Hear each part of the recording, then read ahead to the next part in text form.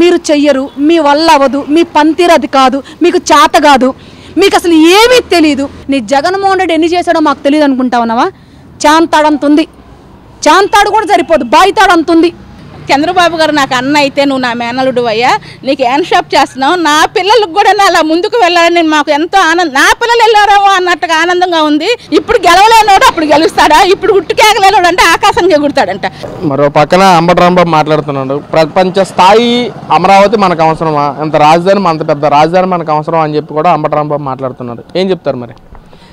అమ్మ పెట్టదంట, అడుక్కు తిన్నివ్వదంట. మీ బతుకు ఎట్లాగో చేత కాదు, మీరు ఎట్లాగో చేయలేరు.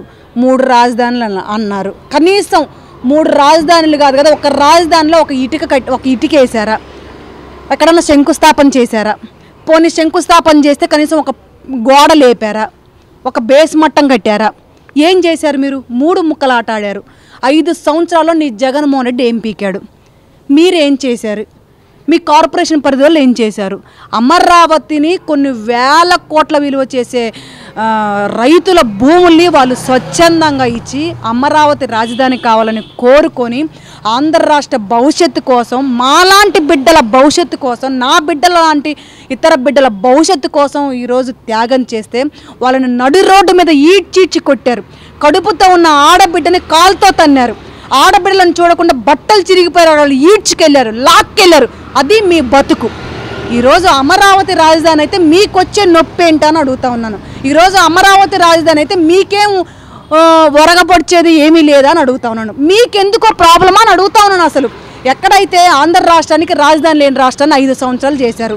మేము ఎక్కడికన్నా ఇతర రాష్ట్రానికి వెళ్తే మీ రాజధాని ఏది అంటే ఏది చెప్పుకోలేక తల దించుకొని కన్నీళ్లు పెట్టుకున్న పరిస్థితి దౌర్భాగ్యం గత 5 సంవత్సరాల్లో. మా దౌర్భాగ్యం ఈరోజు అది లేకుండా ధైర్యంగా తలెత్తుకొని మా రాజధాని అమరావతి అని గర్వంగా గాండ్రించి చెప్పే రీతిలో ఈరోజు అమరావతిని నిర్మిస్తూ ఉన్నారు. మీకు ఎక్కడ నొప్పి వస్తూ ఉందని అడుగుతా ఉన్నా. అసలు మీకేంటని అడుగుతా ఉన్నా.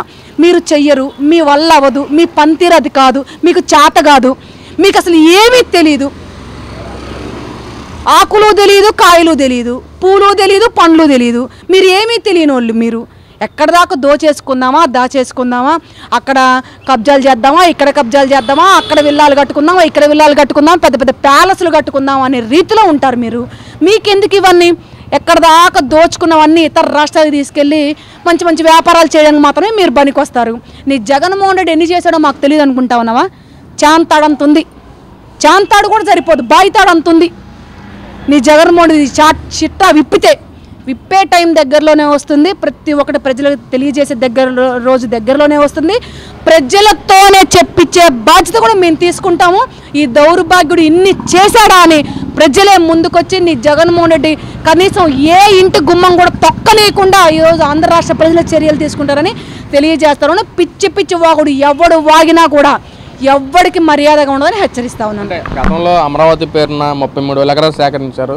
మళ్ళీ అదే తరుణంలో మళ్ళీ 16,000 ఎకరాలు కావాలని చెప్పి ఈ ప్రభుత్వం తీసుకుంటుంది. అది అవసరమా అని చెప్పి కూడా వైసీపీ వాళ్ళు మాట్లాడదు. ఏదైతే చంద్రబాబు అమరావతి దోచుకోవడానికే అలా తీసుకుంటున్నాడు కానీ డెవలప్మెంట్ పరంగా కాదని చెప్పి కూడా మాట్లాడుతున్నారు వైసీపీ వాళ్ళు. కళ్ళల్లో ఏం పెట్టుకున్నారు? ప్రతిదీ కూడా లైవ్ పిన్ టు పిన్ ప్రజలకు తెలియచేసే రీతిలో. మీకులాగా ముసుగులు వేసుకొని ముసుగు వ్యాపారాలు, ముసుగు వ్యవహారాలు మా దగ్గర చెల్లవు.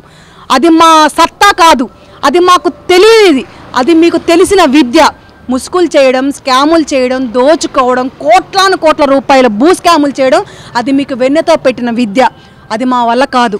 అది మాకు మా నాయకుడు నేర్పలేదు. మా నాయకుడి దగ్గర అది లేదు. ముఖ్యంగా మీకులాగా అలా చేసుంటే మా నాయకుడు కూడా ఎన్నో పెద్ద పెద్ద ప్యాలెస్లు కట్టుకునేవాడు.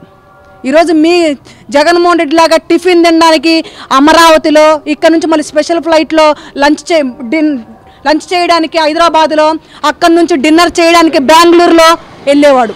మీకు లాంటి లుచ్చా బతుకులు మేము బతకట్లా.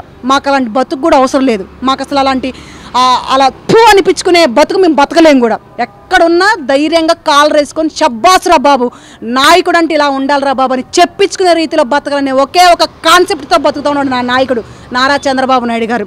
కాబట్టి ఎన్ని ఎకరాలు తీసుకున్నా, ఏమి చేసినా అభివృద్ధి కోసమే. ప్రతి ఒక్కడు కూడా మీలాంటి ఎదవలకు సమాధానం చెప్పాల్సిన అవసరం అసలు లేదు. ఆంధ్ర రాష్ట్ర ప్రజలకు కళ్ళకు కట్టినట్టుగా చూపిస్తాం, ఆంధ్ర రాష్ట్ర ప్రజలకు తెలియపరుస్తాం, ఆంధ్ర రాష్ట్ర ప్రజలకు ప్రతి ఒక్కటి పిన్ టు పిన్ తెలియజేసే రీతిలో మేము పనిచేస్తాం. ఎక్కడా కూడా చిన్న స్కాములకు కానీ చిన్న అవినీతికి కానీ దోవ లేకుండా దారి లేకుండా చేసే బాధ్యత మేము తీసుకుంటాం. మీలాంటి యదవల మాటలు పట్టించుకోవాల్సిన అవసరం మాకు లేదని తెలియజేస్తా ఉన్నాను. పిల్లల్ని తీసుకొచ్చి అసెంబ్లీ కండక్ట్ చేయటం, పిల్లల్లో ఒక టాలెంట్ని గుర్తించి అలా చేయటం, ప్రతి పిల్లాడు పోటీ పడే తత్వంగా ఎవరైతే మండల స్థాయిలో ఏదైతే రాష్ట్ర స్థాయిలో ఇలా ఉంచడం, ఏం చెప్తారు దాని గురించి? గతంలో జగన్మోహన్ రెడ్డి కూడా పిల్లల్ని ఏదో చేశారు, అదే చేసి నేను చేసి అన్నాడు. వీళ్ళిద్దరి మధ్య తేడా, ఈ విషయంలో తేడా ఏం చెప్తారు మీరు?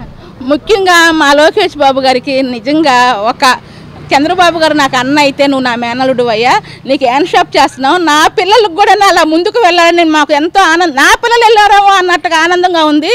నా పిల్లలు అసెంబ్లీలో కూర్చున్నారేమో అనిపించింది అయ్యా, నువ్వు అంత ఇదిగా చేసావు.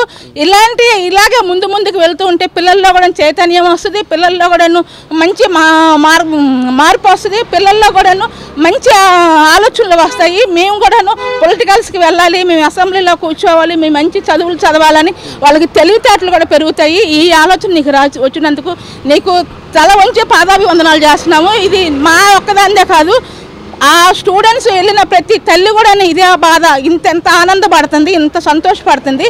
ఇది అప్పట్లో జగన్మోహన్ రెడ్డి ఎందుకు చేయలేకపోయాడు, దేనికి చేయలేకపోయాడు?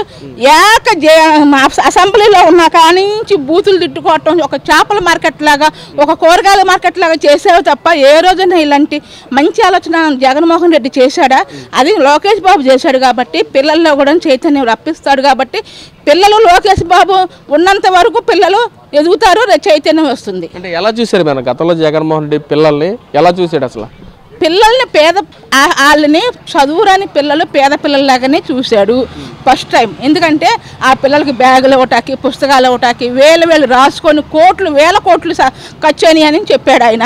అది తప్ప ఆయన పిల్లల్లో ఏమాత్రం చైతన్యం రాలేదు. పిల్లలకి ట్రైనింగ్ ఇచ్చి జగన్మోహన్ రెడ్డి ఇంగ్లీష్లో మాట్లాడటానికి ట్రై చేసావు. అది కూడా ఇంగ్లీష్ మీడియంలో ఉన్న పిల్లలను తీసుకొచ్చి మాట్లాడించు.